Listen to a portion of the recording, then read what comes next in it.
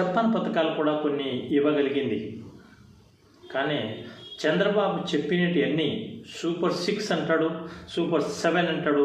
ప్రజలకు బూడిద party, Telugu Desam party. ఎక్కడ చూసినా ఏం చేసినా ప్రతి ఒక్కటి అబద్ధాలే. ఇది చేస్తానంటాడు అంటే ప్రజలకు ఇది చేస్తానంటే ప్రజలకు ఆలోచన ఒకటే వస్తుంది. ఇప్పుడు ఈయన ఈ పని చెయ్యడు అని. మరి ఎందుకయ్యా బాబు, ప్రజలకు మీరు చెప్పేది ఏంది, మీరు చేసేది ఏంది, ఏ విధంగా ముందుకు పోవాలనుకుంటున్నారో మాకు అర్థం కావడం లేదు.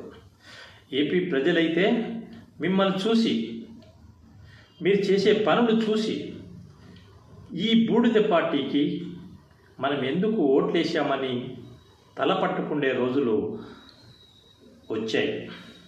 అయినా మీకు తెలివి రాలేదు.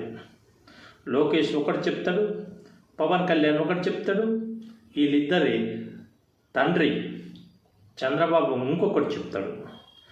3 చెప్తారో 3 చేయరు. ప్రజలకు 3 నామాలు పెడతారు.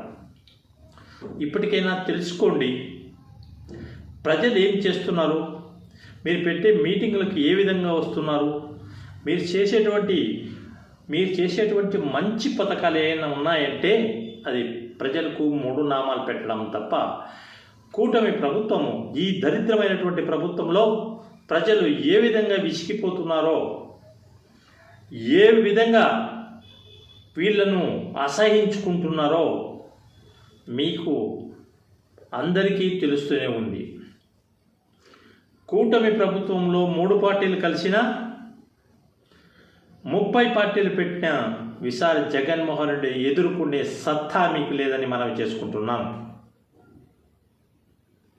శక్తి లేని హీనుల్లాగా, మీకు ప్రజల్లో వెయిట్ లేని పార్టీల్లాగా ఎక్కడ చూసినా 3 పార్టీలు 30 పార్టీలు ఏకం చేసుకున్న జగన్మోహన్ రెడ్డికి ఈసారి మీరు ఏమీ చేయలేరు.